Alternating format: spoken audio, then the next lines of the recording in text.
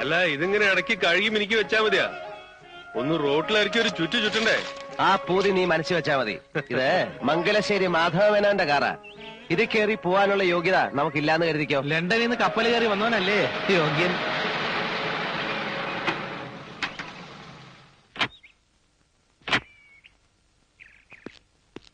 ഒന്ന് കാണണമെന്ന് പറഞ്ഞു വന്നതാ. നീലിന് മനസ്സിലായില്ലേ? വീരാൻകുട്ടി, നമ്മുടെ മസ്കറ്റിലുള്ള. എന്താ വിശേഷിച്ച്? ഞാൻ കഴിഞ്ഞ ആഴ്ച വന്നത്. ഓരോ തിരക്ക് കാരണം ഇതുവരെ ഇങ്ങോട്ട് ഇറങ്ങാൻ കഴിഞ്ഞില്ല. സിഗരറ്റ് ഇല്ല, ബീഡിയാ ഇഷ്ടം. അത് വല്ലപ്പോഴും. വന്ന കാര്യം പറഞ്ഞില്ലേ? അത് നിങ്ങൾ ആ മേലെടുത്ത പറമ്പ് എനിക്ക് തരണം. തനിക്ക് തരണം എന്ന് പറഞ്ഞാ മനസ്സിലായില്ല. അല്ല, കൊടുക്കുന്നെങ്കിൽ മറ്റാര് തരുന്നേക്കാൾ 1000 രൂപ കൂടുതൽ ഞാൻ തരാം. എടോ, മംഗലശ്ശേരി മുറ്റത്ത് കയറി വന്ന് വസ്തു വിൽക്കുന്നു എന്ന് ചോദിക്കാനുള്ള ധൈര്യം നിനക്ക്? നിന്റെ വാപ്പ അന്തർവാപ്പിള ഈ പടിപ്പുരക്ക് ഇപ്പുറം കാലുകുത്തിയിട്ടില്ല. പുഴക്കരപ്പറമ്പിൽ നിന്ന് അയാളെ തേങ്ങ മോഷിച്ചപ്പം ദേ കാണുന്ന പുളിയമ്മാവിന്റെ വേല ഇവിടുത്തെ പണിക്കാരെ പിടിച്ചു കിട്ടിയിട്ട് തല്ലിയത് നിനക്ക് ഓർമ്മയിലേക്ക് പോയി ചോദിക്കേ. ജീവനോടുണ്ടല്ലോ ഇപ്പോഴും. ഏതോ നാട്ടിൽ പോയി 4 പുത്തനുണ്ടാക്കിയതിന്റെ നെഹളിപ്പ് മംഗലശ്ശേരി നീലാണ്ടനോട് കാണിക്കാ. എടാ, നിന്നെ നിന്റെ വാപ്പയെ ഒരുമിച്ച് ചുടാനുള്ളത്ര പണം നീലാണ്ട ഈ കൈ കൂടെ പറത്തിയുണ്ട്. 1000 രൂപ കൂടുതലാരാന്ന്. എന്താണ് അതിന്റെ സുഖം? ഞാൻ അപ്പളേ പറഞ്ഞത് അയാളോട് ഇത് ശരിയാവില്ല. അയാളോട് എന്തിനാ ചാടി കയറണത്? കഷ്ണവും മുറിയായിട്ട് വിൽക്കണത് കയറിട്ട് വന്നതാവും. വിൽക്കും, ഇനിയും വിൽക്കും. നീലിനെ തോന്നിയ എന്റെ അച്ഛന്റെ സ്വത്താ വിൽക്കുന്നത്. അത് വാങ്ങിക്കുന്നതിന് വേണം ഒരു യോഗ്യത. മനസ്സിലാണോ? കോന്തം വാരിരെ.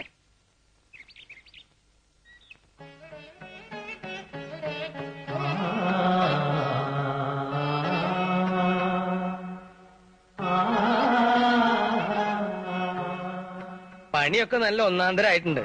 കാശ് ഇത്ര കൂടുതൽ പൊട്ടിയെങ്കിലും ഇതിന് മാത്രം കണക്ക് പറയരുത് വാരിരെ. അച്ഛന് വേണ്ടി ചെയ്യുന്ന ഒരു സൽക്കർമ്മം നേരത്തെ വേണ്ടിയതായിരുന്നു. നല്ല കാര്യങ്ങളൊക്കെ ഇത്തിരി വൈകിയല്ലേ തോന്നുള്ളൂ.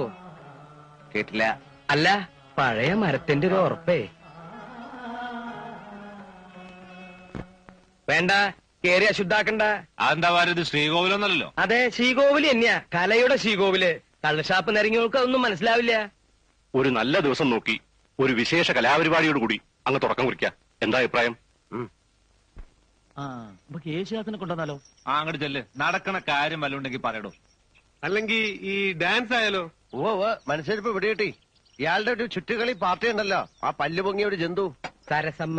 സരസമ്മ ടീച്ചർ. അതിനെ വിളിക്കാതെ. ഞാൻ അങ്ങനെ പറഞ്ഞല്ല. ഉരുളണ്ട. എടോ, ഈ ഡാൻസ് എന്ന് പറയുമ്പോ ഈ അസത്ത് പെണ്ണുങ്ങളുടെ ചന്തി ഇളക്കിയിട്ടുള്ള കളിയല്ല. നല്ല ക്ലാസിക്കൽ നൃത്തം. അതിനിപ്പോ എവിടെയും പോണ്ട. വലിയ പഠിപ്പൊക്കെ കഴിഞ്ഞു വന്നിട്ടുള്ള ഒരു കുട്ടി ഈ നാട്ടിൽ തന്നെയുണ്ട്. വാര്യര് പറയണത് നമ്മുടെ മാമ്പറ്റ അപ്പുമാഷ്ട മോളുടെ കാര്യ? ഉവ്, ഞാൻ ഇന്നലെ ശിവന്റെ അമ്പലത്തിൽ ഒരു നോട്ടം കണ്ടു. നല്ല അസല് മുഖശ്രീയുള്ള കുട്ടി. നീല, അത് അങ്ങോട്ട് ഉറപ്പിക്ക്. നടരാജമൂർത്തിക്ക് സന്തോഷാവാൻ. ശരി, ആരാച്ചാ അവരെ പോയി കണ്ട് സംസാരിക്കേ. ഇവിടെയെങ്കിലും വഴി ചോദിക്കാൻ ഒരാളെയും കാണുന്നില്ലല്ലോ. അതിന് മുൻകൂട്ടി ആരെയും ഏർപ്പാട് ചെയ്തിട്ടൊന്നുമില്ലല്ലോ. നമുക്ക് കുറച്ചുകൂടെ പോയി നോക്കാം. അതെന്താ അത്? ഒരാളാ മൂത്രമൊഴിക്കാന്നാ തോന്നുന്നേ.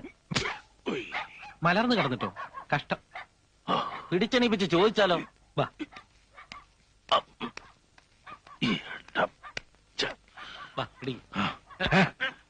ആരാ പിടിക്കുന്നില്ല. ഒരു കാര്യം ചോദിക്കാനാ. ഈ മാമ്പറ്റ അപ്പുമാഷ വീടേതാ? അപ്പുമാഷെന്ന് പറഞ്ഞത് ഞാൻ തന്നെ. വീടാ ഞാനും നോക്കണേ. നമസ്തേസ്തു മഹാമായേ ശ്രീപീഠേ സുരപൂജിതേ ശംഖചക്രഗദാഹസ്തേ മഹാലക്ഷ്മി നമോസ്തുതേ.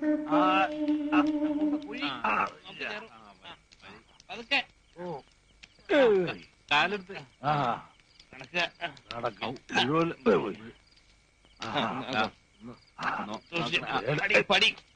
മൂപ്പര് ഇച്ചിരി ഓവറായി പോയി. കുഴപ്പമൊന്നുമില്ല, മോരിന്റെ ഒത്തിരി കലക്കി കൊടുത്താളി. പിടിക്കണ്ട കുറച്ചൊന്ന് കിടക്കണം, അപ്പൊ എല്ലാം ശരിയാവും.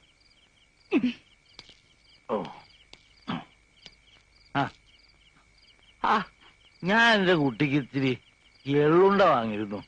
ആ പൊതി എവിടെ പോയി? എന്റെ മോക്കേ ഭാനുവിന് അവക്ക് എള്ളുണ്ടാന്ന് പറഞ്ഞാൽ എന്ത് കൊതിയാന്നറിയോ? ഞങ്ങളെ മനസ്സിലായിട്ടുണ്ടാവില്ലല്ലേ? മംഗലശ്ശേരി എന്നാ നീലനൊരു കാര്യം പറഞ്ഞു അയച്ചിട്ടുണ്ടായിരുന്നേ. ആശാനുമായിട്ടൊന്ന് ആലോചിക്കാന്ന് കരുതി വന്നതാ. അതിപ്പോ കണ്ടീഷൻ മോശമായല്ലോ. നിങ്ങൾ ഒരു പരിപാടി ബുക്ക് ചെയ്യാനാ 7 ലക്കര അമ്പലത്തിലെ. നിങ്ങൾ കാര്യവരോട് പറഞ്ഞു കൊടുക്കൂർപ്പേ. കുട്ടി എഴുന്നേൽക്കൂ. എഴുന്നേൽക്കാൻ. എന്നിട്ട് 3 പേരും പടി ഇറങ്ങി. അതെ, കുട്ടി സൂക്ഷിച്ച് സംസാരിക്കൂട്ടോ. എന്റെ നിയന്ത്രണം തെറ്റിയാല് പിന്നെ ചൂലെടുത്തായിരിക്കും ബാക്കി പറച്ചില്. മംഗലശ്ശേരി നീലകണ്ഠൻ പറഞ്ഞയച്ചവരോട് മര്യാദ വിട്ട് സംസാരിക്കരുത്. അത് മൂപ്പർക്ക് കുറച്ചിലുണ്ടാകും. നീലകണ്ഠനോ സാക്ഷാൽ പരമശിവനോ ആരുടെ ആളായാലും പടിക്ക് പുറത്തിറങ്ങിക്കൊള്ളണം. മാമ്പറ്റ ഭാനുവ പറയുന്നത്. ഭാനുച്ചി മോളകത്ത് പോ. ഓരോ പേരും പറഞ്ഞ് കുടിപ്പിച്ച് നിങ്ങളൊക്കെ കൂടെ ഞങ്ങളുടെ അച്ഛനെ കൊല്ലുമല്ലേ? എന്ത് തെറ്റാ ഞങ്ങൾ 2 പെൺകുട്ടികളും നിങ്ങളോടൊക്കെ ചെയ്തത്? ഇത് മാമ്പറ്റ ഭാനുവല്ല, പുലിപറ്റ ഭാനുവാ. ഞാൻ അയച്ചാന്ന് പറഞ്ഞില്ലേ? ഉവ്വ പറഞ്ഞു. അപ്പൊ മുറ്റത്തേക്ക് ഒരു തുപ്പ ചില അലവലാതി പെണ്ണുങ്ങളുടെ കൂട്ട്. ആ തന്ത കുടിച്ച് മലക്കം പറഞ്ഞതിന് അതിന് ഞങ്ങൾക്ക് ചീത്ത. അതിനിപ്പോ എന്തിനാ ഇത് വലിച്ചു കയറിനാവോ? ഒന്ന് ചുമ്മാരിടോ. അപ്പു മാഷ് ഇയാളേത് സ്കൂളിലെയാ? സ്കൂൾ മാഷൊന്നും അല്ല, കുട്ടികളെ എഴുത്തിനിരുത്തും, അതുകൊണ്ട് വിളിക്കണതാ. പണ്ട് കുറച്ചു കാലം കലാമണ്ഡലത്തിലെ വേഷക്കാരനായിരുന്നു. അയാളെ ഒന്ന് കാണണമല്ലോടോ ഭരത. അല്ല, അബദ്ധം നമ്മുടെ പക്ഷത്താ പറ്റീന്ന് വെച്ചാ ക്ഷമ പറയാം.